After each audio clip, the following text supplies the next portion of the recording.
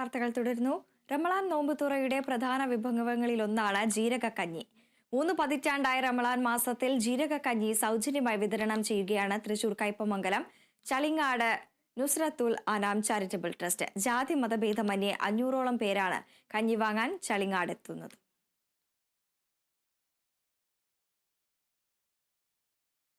നോമ്പ് തുറന്നാൽ ക്ഷീണമകറ്റാനും ഉന്മേഷത്തോടിരിക്കാനും അത്യുത്തമമാണ് ജീരകക്കഞ്ഞി.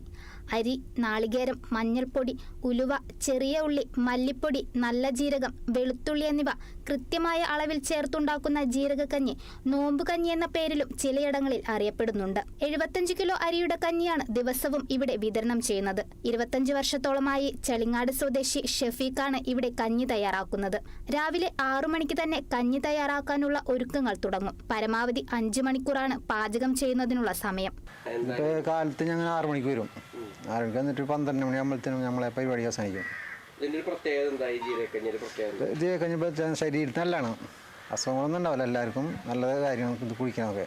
ഇത് ഒരു 2-3-4 മണിക്ക് കുടിക്കും. 5 മണിക്കൂർ എന്തായാലും പിടിക്കും. ശരി കഞ്ഞായി വരണമെങ്കിൽ ആയിക്കൊണ്ടേക്കല്ലേ സാധനം ഇവിടുന്ന് മാറാൻ പറ്റില്ല. ആകുന്നേരം ഇതേമാതിരി ആവുന്നേരം ഇവിടുന്ന് മാറാൻ പറ്റില്ല. കഞ്ഞി കറക്റ്റായതിനു ശേഷം ഇവിടുന്ന് മാറാൻ പറ്റുള്ളൂ. ചളിങ്ങാട് കേന്ദ്രമാക്കി പ്രവർത്തിച്ചു വരുന്ന നുസ്രത്തുൽ അനാം ചാരിറ്റബിൾ ട്രസ്റ്റിന്റെ നേതൃത്വത്തിൽ നിരവധി ചാരിറ്റി പ്രവർത്തനങ്ങളും നടത്തിവരുന്നുണ്ട്.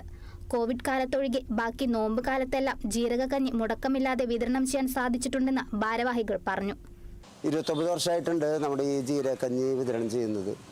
നമ്മൾ കോവിഡിൻ്റെ സമയത്ത് മാത്രമാണ് നമുക്ക് അത് കൊടുക്കാൻ പറ്റാതിരുന്നുള്ളൂ. മറ്റുള്ള ഇതുവരെക്കും നമുക്ക് വേറെ രീതിയിലൊന്നും മുടങ്ങിയിട്ടില്ല.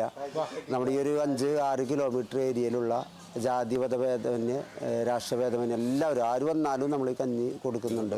വരും വർഷങ്ങളിലും ജീരകക്കഞ്ഞി വിതരണം തുടരാനാണ് സംഘാടകരുടെ തീരുമാനം. Kerala vision news, Thrissur.